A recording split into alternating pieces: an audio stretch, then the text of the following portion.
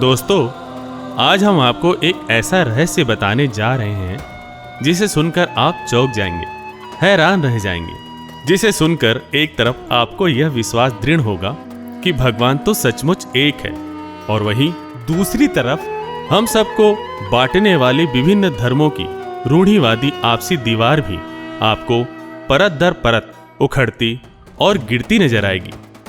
उस सच्चे भगवान के लिए देशों की सीमाएं कोई मायने नहीं रखती।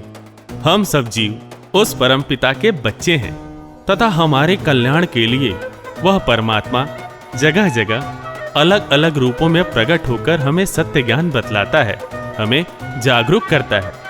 कबीर जी अपनी वाणी में कहते हैं कि बल्ख व विलायत तक हम ही धारे भेख। कबीर परमात्मा जी कहते हैं, हम मोहम्मद को सतलोक ले गए हो, इच्छा रूपी वहां न रही हो। उल्ट मोहम्मद महल पठाया, गुज बीरज एक कलमा लाया। रोजा बंग नमाज दई रे, बिस्मिल की नहीं बात कही रे। मोहम्मद जी को भी कबीर परमात्मा 2 बार मिले थे। इसी विषय पर आज हम एक रहस्य उद्घाटन करने जा रहे हैं। अल-खिद्र एक ऐसा महान महापुरुष जिसका जिक्र उल्लेख बहुत सी धार्मिक किताबों में मिलता है। एक ऐसा महान महापुरुष जो सर्वोच्च ज्ञान युक्त माना जाता है। अल-खिद्र ही वह महापुरुष हैं जिससे ज्ञान समझने के लिए खुद अल्लाह कह रहा है। अब जाने सविस्तार प्रसंग कुछ इस तरह है कि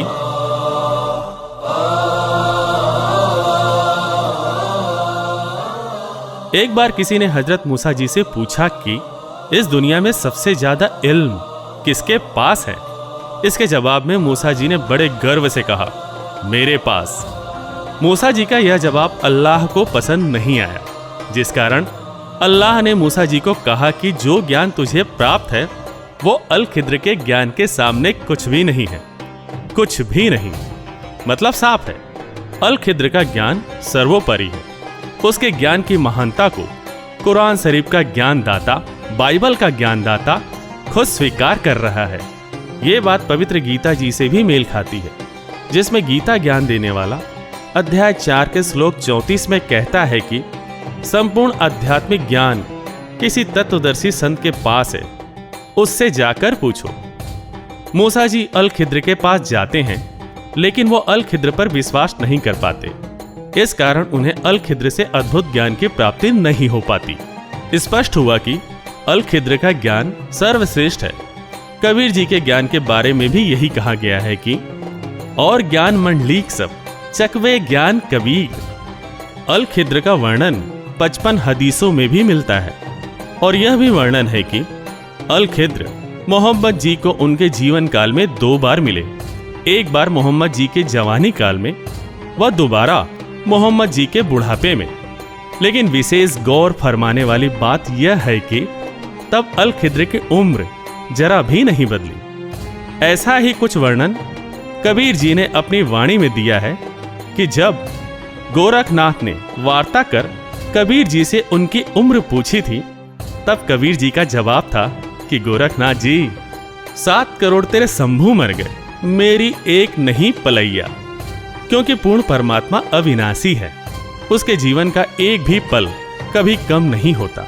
पवित्र कुरान शरीफ के सूरत फुरकान 25 आयत 52 से 59 में वर्णन है कि वो परमात्मा जिसने सारी सृष्टि रची वह हमारे सब गुनाहों से खबरदार है, वाकिफ है।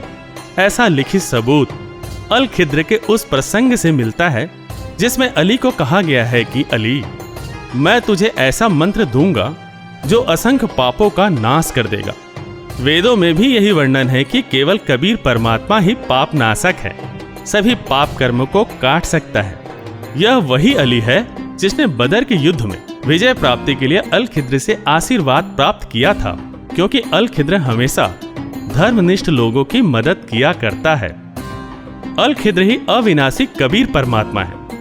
वह वही भक्ति मार्ग में उलझनों को साफ करता है, मतलब कि सही भक्ति विधि भगत समाज को बतलाता है। ऐसा उल्लेख पवित्र वेदों में भी है कि परमात्मा उपदेश करने की इच्छा से इस पृथ्वी पर अवतरित होता है। वह अपनी वाणियों के सत्य ज्ञान की बौछार करता है। बहुत से मुस्लिम श्रद्धालुओं का मानना है कि अल खिद्र के हाथों में हड्डियां नहीं हैं। वे रुई जैसे नर्म हैं और ये उसकी पहचान भी है। जब कोई तुझसे ऐसा साधु मिले जिसके हाथ नरम हो, वह हड्डी ना हो, तो समझो कि वो अल खिद्र ही है। ऐसा ही शरीर कबीर जी का है। कबीर जी खुद अपनी वाणी में कहते हैं कि हाड़ चाम लहू ना मेरे, जाने सतनाम उपासी। सभी प्रसंग अब अल खिद्र व कबीर जी को एक ही स्पष्ट करते हैं। वह उनके द्वारा की गई लीलाओं सदग्रंथों में बताई उनकी पहचान से हूबहू मेल खाती है। और लगभग सभी देशों के मुस्लिम मौलवियों का यह भी मानना है कि उन्हें जीवन काल में एक बार अल खिद्र जरूर मिलता है। वास्तव में कबीर जी देश काल की भिन्नता के कारण अलग अलग रूपों में महापुरुषों के उद्धार के लिए दिन में 100 बार अपने सत्य लोक से चलकर यहाँ पृथ्वी लोक पर आते हैं। जैसा गरीबदास जी अपनी वाणी में कहते हैं कि गरीब उन्नत कोटि अवतार है, नो चितवे बुद्धि नाश, खाली खेले खलक में 6 ऋतु 12 मास। मतलब कि पूर्ण परमात्मा यहाँ हर समय किसी न किसी रूप में अपनी लीला कर रहे होते हैं। परमात्मा अल खिद्र या यूं कहे कि कबीर जी भक्ति चाहने वाली आत्माओं को रास्ता दिखलाते हैं व उनकी उलझन दूर करते हैं। ये परमात्मा के विधान में शामिल है। इसी क्रम में वो बहुत से महापुरुषों को मिले, जैसे कबीर रूप में नानक देव जी को, धर्मदास जी को, मलुकदास जी को, गरीबदास जी को और घीसा दास जी को। तो हजरत मोहम्मद जी को अल खिद्र रूप में मिले और महान कवि रूमी को समस्तर बेच के रूप में। जी हाँ, हम 13वीं सदी के महान रूमी की बात कर रहे हैं, जो महानतम कवियों में से एक माने जाते हैं और जिनको पूर्वी व पश्चिमी सभी देशों में बड़ी शिद्दत के साथ पढ़ा व सुना जाता रहा है। उनको भी पूर्ण परमात्मा अल खिद्र या यूं कहे कि कबीर जी समस्तर बेच के नाम से मिले थे। वह उनको सर्वोच्च आध्यात्मिक ज्ञान से रूबरू करवाया था, जिससे प्रभावित होकर कवि रूमी ने भी एक ग्रंथ प्रसिद्ध मसनवी की रचना की, जिसमें उन्होंने अपने गुरु समस्तर बेच की महिमा का अद्भुत वर्णन किया है। रूमी ने अपनी मुर्शीद समस्तर बेच से दीक्षा प्राप्त कर इबादत की व प्राचीन परंपरागत साधनाओं को त्याग दिया, जिस कारण उनका भी वहां घोर विरोध हुआ था। रूमी की रचनाओं में बल्ख शहर के बादशाह इब्राहिम सुल्तान अधम का भी उल्लेख है, जिसमें यह वर्णन है कि इब्राहिम को अल खिद्र के दर्शन हुआ करते थे, जिससे प्रभावित होकर उन्होंने राजगद्दी त्याग दी थी।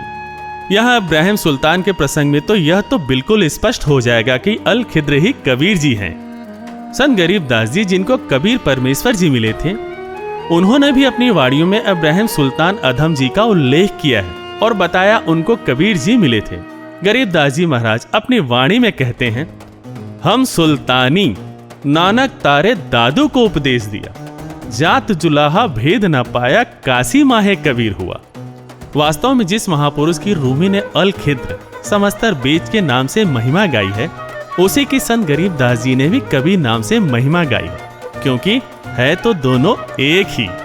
अब तक के सभी प्रसंगों प्रमाणों से यह स्पष्ट हो जाता है कि परमात्मा एक है, वह वही अलग अलग रूप बनाकर हमें सत्य ज्ञान बतलाता है। वो कभी अल खिद्र बनकर हमें मानव जीवन के मूल उद्देश्य से परिचित करवाता है और कभी कबीर रूप में हमें अपने वास्तविक घर की राह बताने के लिए घूमता फिरता है। अध्यात्म की यह जटिल पहेली भी अल खिद्र ही सुलझा सकता है, जो देश काल की भिन्नता के कारण अलग अलग रूप व अलग अलग नाम से आकर प्रकट होता है। आज वही अल खिद्र कबीर परमात्मा भारतवर्ष की धरा मंडल पर संत रामपाल जी के रूप में अवतरित है, जिसके ज्ञान का कोई सानी नहीं, कोई टक्कर नहीं, जिन पर कुरान शरीफ के सूरत फुरकान 25 के आयत 52 से 59, तो वही पवित्र गीता जी के अध्याय 4 के श्लोक 34 भी पूरी तरह से फिट होते हैं कि यही वो बाखबर संत हैं, तत्वदर्शी संत हैं। इनके पास ही अद्भुत अजेय ज्ञान है, जिसके आधार पर इन्होंने विश्व के सभी धर्म गुरुओं को निरुत्तर किया हुआ है। और इनके पास ही वो अद्भुत ज्ञान है जिसे प्राप्त करने में हजरत मूसा जी भी असफल रहे। इनके पास ही वो मूल मंत्र है जो हमारे अनगिनत पापों का नाश कर सकता है। इनके पास ही वो मूल तत्व गुण ज्ञान है जो सुखमय जीवन का आधार है और सर्वजीव आत्माओं की भक्ति कराकर उनका वास्तविक घर सत्यलोक अर्थात पूर्ण मोक्ष प्राप्त कराने वाला है।